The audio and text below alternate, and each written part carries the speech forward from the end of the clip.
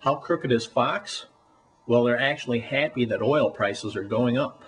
Well, some good news on the corner of Wall and Broad. The Dow is up, as you see there, 163 points. So it was a bad week last week and this week. In fact, it was a week ago today that the Dow plummeted, and today it's up 163 points. Apparently, the world markets are rallying, and so investors are kind of buoyed by that, as well as oil futures. Some good news about that. And oil is up about 40 cents a barrel in the early going, but the markets are not yet closed. Neil Cavuto will have an entire wrap on that coming up at the top of the hour.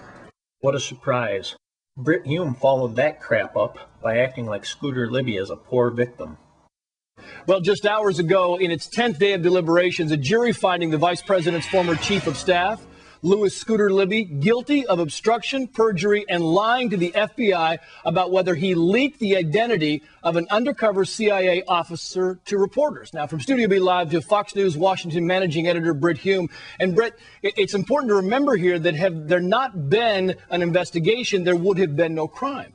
Well, in this case, that's true because the Scooter Libby is charged with lying during the course of an investigation that began as an investigation as to how and whether the name of a covert CIA agent had been illegally leaked by a Bush administration official. Well, it turned out, of course, that indeed the name had been leaked.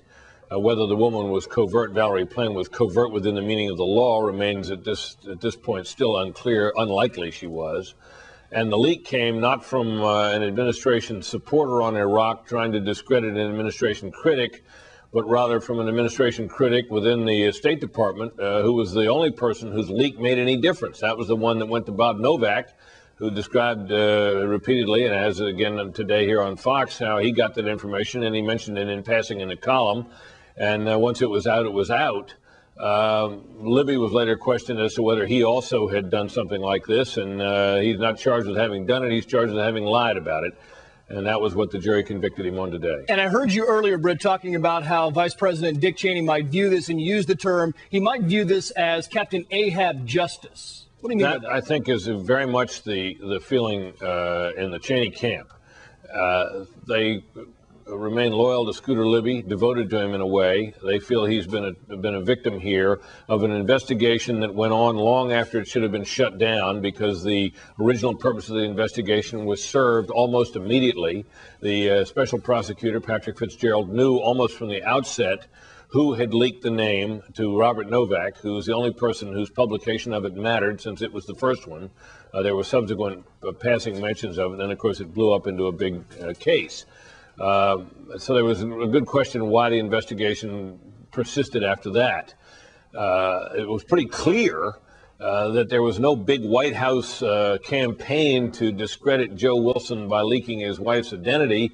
Joe Wilson, of course, is someone who was sent on a mission by the CIA down to find out what Saddam Hussein's government may or may not have been up to in terms of acquiring nuclear materials in Africa.